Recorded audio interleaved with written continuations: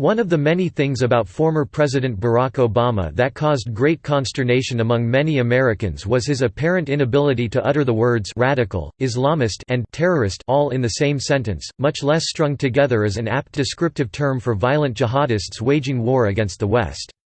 Whether Obama's refusal to say that particular phrase, and Lord knows he had ample opportunities to do so throughout his tenure in office, was due to an affinity for the Muslim faith or because he was beholden to the orthodoxy of liberal political correctness may never truly be known.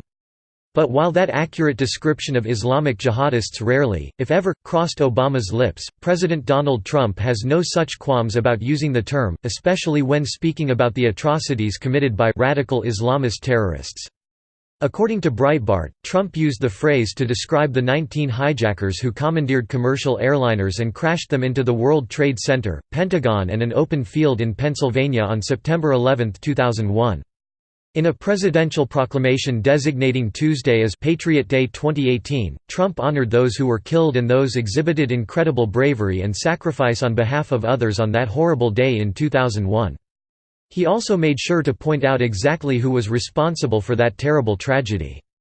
On Patriot Day, we honor the memories of the nearly 3,000 precious lives we lost on September 11, 2001, and of every hero who has given their life since that day to protect our safety and our freedom, Trump wrote.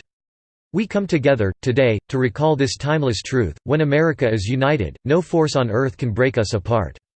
Our values endure, our people thrive, our nation prevails, and the memory of our loved ones never fades, he continued.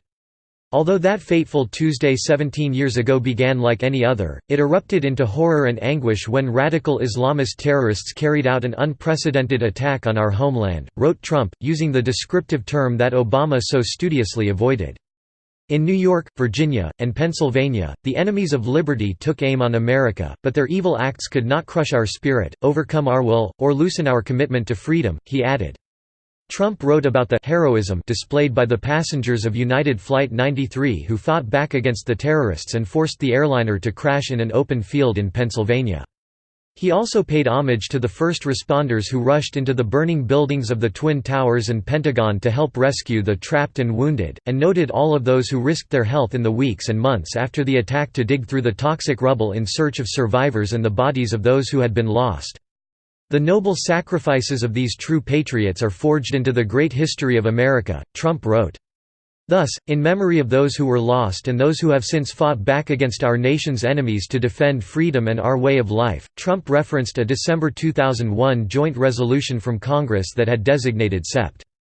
11 of each year hereafter as Patriot Day in honor of those brave individuals who sacrificed so much. Trump ordered all departments, agencies, and instrumentalities of the United States to fly the American flag at half-staff on September 11 in their honor, as well as observe an official moment of silence to mark the moment the attack first occurred, 8:46 a.m. Eastern Time, and encouraged the governors of the various states and territories to follow his lead and call for the same. Obama, for reasons known only to him, refrained from ever placing the onus of terrorism on the radical Islamist terrorists who ruthlessly commit terrorist acts, which made it that much more difficult for our nation to defend and fight back against the known but unnamed enemy. But Trump has no problems calling the jihadists exactly what they are, and there is no disputing that radical Islamist terrorists will be called out and mercilessly dealt with by this president.